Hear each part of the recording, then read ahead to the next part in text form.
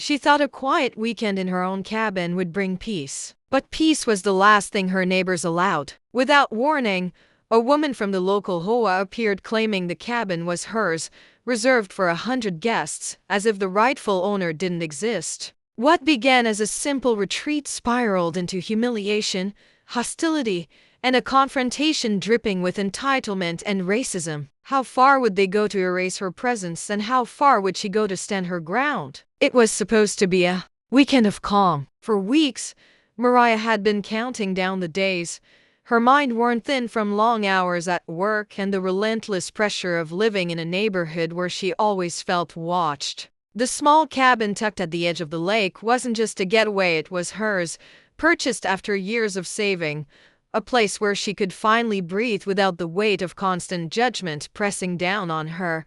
Mariah loved this cabin for what it symbolized. It wasn't grand, not a luxury lodge or a showpiece, but it was hers. The front porch looked out over tall pines that swayed with the breeze, and the water glimmered like glass in the morning sun. Every time she unlocked that weathered wooden door, she felt a spark of freedom, a reminder that she belonged here just as much as anyone else. Her life outside the cabin was busy, sometimes overwhelming. She worked as a nurse, juggling double shifts in the city. The cabin, just 2 hours away, became her sanctuary. Friends often told her she was lucky to have it, but luck had nothing to do with it. She had fought for every paycheck, scraped for every down payment, and endured the sideways looks when she first heard the property. Some had whispered doubts, wondering how she could afford such a place. She ignored them, but their disbelief lingered in the air, unspoken but heavy. This trip was supposed to be different from the others. She packed her car with extra groceries, a few books she had been meaning to read, and the old quilt her grandmother had stitched decades ago. She imagined herself curled on the couch with the fireplace crackling, watching the snow dust the trees outside. A weekend of rest, away from the constant demands of the world. That was all she wanted, quiet and belonging. But even as she drove through the winding roads that led to the cabin, something felt off. The neighborhood wasn't just cabins and trees anymore. In recent months, a new HOA had sprung up, wealthy homeowners who treated the area as if it were their private playground. Mariah had received their flyers in the mail, each one demanding fees and listing rules she never agreed to. She didn't need or want their oversight. Her property was separate, legally untouched by their authority. But that didn't stop the stares, the thinly veiled comments when she passed by, or the hushed laughter she sometimes overheard at the small general store. Still, she refused to let it ruin her peace. This was her cabin, her space. She repeated that truth to herself as she unloaded her car. Bags of groceries stacked on the porch, firewood piled neatly at the side. She felt a surge of pride. She was here, and no one could take that away. What she didn't know, though, was that her arrival had already been noticed. Eyes from across the road watched her unload. Whispers spread faster than the wind moving through the trees. By the time night fell, a plan was already forming, one that would twist her peaceful retreat into a battle she never asked for.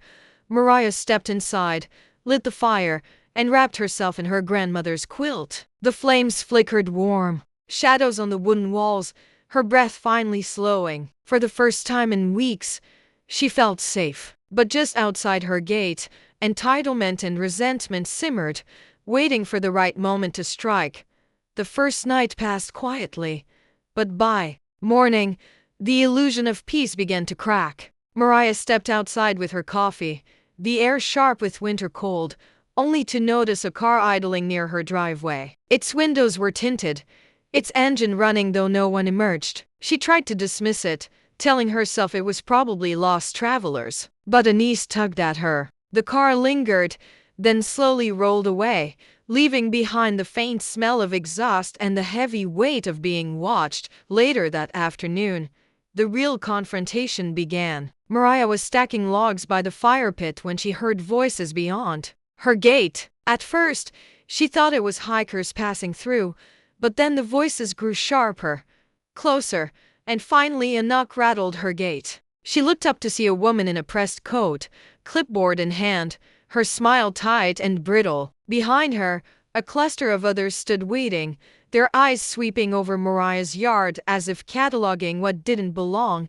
The woman introduced herself as the head of the HOA. Without pause, she announced that the cabin was booked for a private gathering. 100 people were expected, and Mariah needed to vacate immediately. The words hit like a slap. Mariah tried to explain, calmly at first, that this was her property, her deed, her space. But the woman's tone sharpened, dripping with disdain. She claimed the neighborhood had standards and that Mariah had clearly misunderstood her place in it. It wasn't just an argument about space, it was about belonging. Every gesture, every word from the whole leader carried the same message: you don't belong here. We decide who does. The others behind her murmured, nodded, smirked. Mariah felt the weight of their stares, the silent agreement that she was outnumbered. She shut the gate, locking it with a firm hand. Her heart pounded, but she stood tall. From behind the bars, she told them this was her land,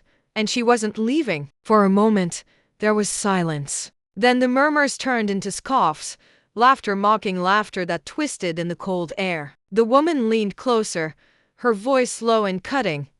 "We'll see about that." That night, the harassment escalated. Cars cruised past her cabin at all hours, headlights sweeping across her windows like searchlights. Twice, she heard footsteps crunching in the snow outside. When she opened the door to look, there was no one, but the footprints remained, circling her porch. Sleep came in fragments, broken by every creak, every distant engine. By morning, she found flyers pinned to her gate. Bold letters declared, "The cabin reserved for an HOA function." No signature, no authority, just arrogance stamped on cheap paper. Mariah's stomach twisted, anger sparking through the fear. This was no misunderstanding. This was a message. We own this space, and you don't. She gathered the papers, ripped them apart, and tossed them into the fire. But even as the flames swallowed the lies, she knew the fight was only beginning. The next day, the group returned. This time, they didn't come with a clipboard, they came with trucks, folding tables, and boxes of supplies. They marched up to her gate as if her home were a rental hall, ignoring her presence entirely. Mariah confronted them again, her voice louder now, but their laughter only grew. Some muttered under their breath, words sharp with venom, others smirked as though watching her was entertainment. The head of the HOA raised her chin, announcing that the event would go on with or without Mariah's cooperation. And then, almost casually, she added that perhaps Mariah should consider selling the property to people who fit better in the neighborhood. The implication was clear, and it cut deep. They weren't just trying to take her weekend. They were trying to erase her, to push her out of a place she had worked so hard to claim. Mariah's hands shook as she gripped the gate, the metal cold beneath her palms. The sound of trucks unloading behind the HOA members thundered like drums. Each box carried across the snow an invasion into her life. For a moment, fear almost overwhelmed her. But beneath it, something stronger sparked defiance. She stepped back, closed the gate once more, and this time slid the heavy lock into place. The clang echoed like a declaration. The crowd fell silent, eyes narrowing, their confidence cracking just slightly. Mariah stood tall, heart pounding. She had no idea what they would do next. But one thing was certain: the battle for her cabin had only just begun. By the third day, the hostility had reached a breaking point. What had started as murmurs and mocking laughter had escalated into something darker, something impossible to ignore. Mariah woke to the sound of engines, louder than before, and when she pulled back the curtain, her heart clenched. At least a dozen cars lined the road, headlights cutting through the morning mist. The HOA wasn't here with flyers anymore. They had come with people, dozens of them dressed in coordinated jackets, carrying coolers, tables, and banners as if the cabin grounds were a public venue. And at the center of it all stood the HOA leader, her chin raised, her expression smug, as though she had already won. Mariah stepped outside, locking the door behind her, the frosted air stinging her lungs. She could feel their eyes on her, eyes that didn't see her as the owner, or even as a neighbor. They looked at her as if she were an obstacle to be removed. "Open the gate," the leader demanded. Her voice wasn't loud, but it carried sharp as glass. The crowd behind her echoed with murmurs, a swell of entitlement pressing forward. Mariah stood her ground, refusing to move. Fear clawed at her chest, but she swallowed it, gripping the iron gate as though anchoring herself against the tide. She told them again this was her property, her deed, her home. But her words were swallowed by jeers, laughter, and shaking heads, and then came the breaking point. One of the men pushed forward, his boots crunching against the snow, and without hesitation, he grabbed the gate and rattled it violently. The metal screamed against its hinges, the lock straining under the force. Gasps rippled through the crowd, but no one stepped back. Instead, their voices grew louder, a chant rising, mocking, emboldening. They shouted that she didn't belong here, that she should leave, that she was lucky they were being civil about it. Each word dug like a blade. It wasn't just about a cabin anymore, it was about her place in the world, her right to exist in the space she had claimed with her own sweat and sacrifice. The lock shuddered again as the man pulled harder, and for a terrifying second, Mariah thought it might give way.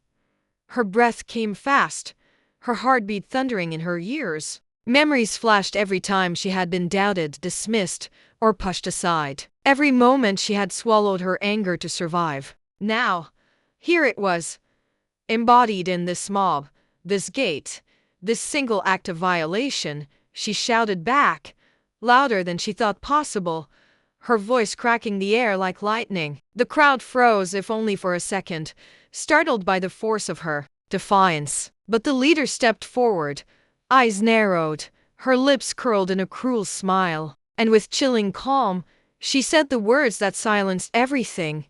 "You can fight all you want, but we'll make sure you never set foot here again." It wasn't just a threat, it was a promise, one layered with the unspoken weight of generations of exclusion, of power wielded against those deemed outsiders. The crowd nodded, emboldened, the man's hand still on the gate. Mariah felt the ground tilt beneath her. For a heartbeat, she wondered if they might truly break through, if she might lose everything she had fought for. But then, deep within, a fire ignited. Fear was still there, but it was joined by something stronger, resolve. She stepped closer to the gate, her eyes locked on the leaders, refusing to look away. Her voice was steady, unyielding. She declared that she would not leave, that this was her land, and no mob could erase that truth. The silence that followed was heavy, electric. The crowd shifted uneasily, their confidence shaken by her defiance. But just as the tension reached its peak, a sound broke the air, the distant wail of sirens, growing louder, cutting through the winter morning like a blade.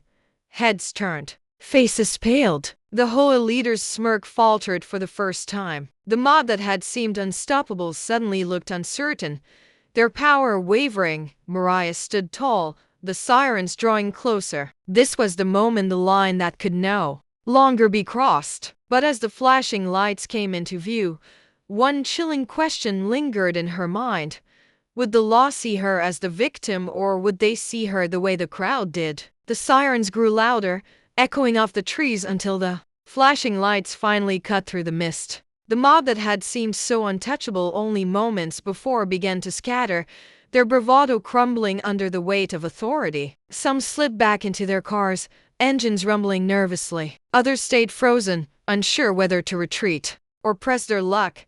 Mariah gripped the gate, her hands trembling, not from fear this time but from the raw adrenaline of standing her ground. She had no idea how the arriving officers would see her. Would they recognize her as the victim, the rightful property owner defending her home, or would they believe the mob's lies, painting her as the outsider who didn't belong? The first officer stepped out, scanning the scene. The HOA leader rushed forward, her voice sharp and rehearsed, spinning a story of trespassing, of refusal to cooperate, of Mariah being combative. The words rolled off her tongue with ease, a practiced attempt to weaponize authority against the one person they had tried to erase. But this time, the truth spoke louder. Mariah stood tall, presenting her deed, her paperwork, every document, proving what was already undeniable.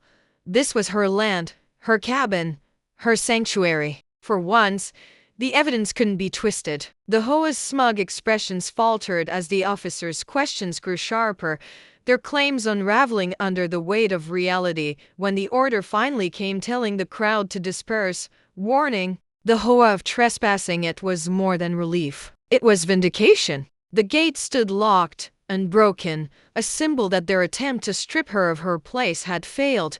But even in victory, Mariah knew the damage was deeper than the moment. She had seen the hatred in their eyes, the entitlement that told them they had the right to her space, her peace, her dignity. And she knew it wasn't just about her cabin. It was about every person who had ever been told they didn't belong. That night, as she sat by the fire, the quilt wrapped around her shoulders, she felt the exhaustion hit. The cabin was quiet again, the mob gone, but the silence wasn't comforting anymore. It carried the echoes of their voices, their threats, their laughter. The walls still stood, but something inside her had shifted. She realized that peace was never guaranteed for people like her, not even in spaces they had rightfully earned. Still, she hadn't given in, and that mattered. Mariah's story is more than a confrontation at a cabin. It's a reflection of something much larger, a reminder of how entitlement, fueled by racism and exclusion, tries to rewrite who belongs and who doesn't. It shows how easily lies can be spun to erase truth, how quickly a crowd can form to protect privilege, and how dangerous silence can be when justice hangs in the balance. Her stand at that gate wasn't just for herself. It was for every person who has been questioned in their own neighborhood, challenged in their own home, doubted in their own right to exist. It was for the countless voices erased by systems that pretend neutrality while protecting those already in power. And while Mariah may have won that day, the question lingers: how many others never get that chance? How many people lose their homes, their peace, or even their lives because someone decided they didn't fit? Her cabin still stands, the gate still locked, but the story refuses to fade. It demands to be remembered, to be shared, to be a mirror for anyone willing to look closely, because this wasn't just one woman's fight. It was a glimpse into the struggle that continues all around us, a struggle that asks us all, will we keep turning away, or will we finally confront the truth staring back at us?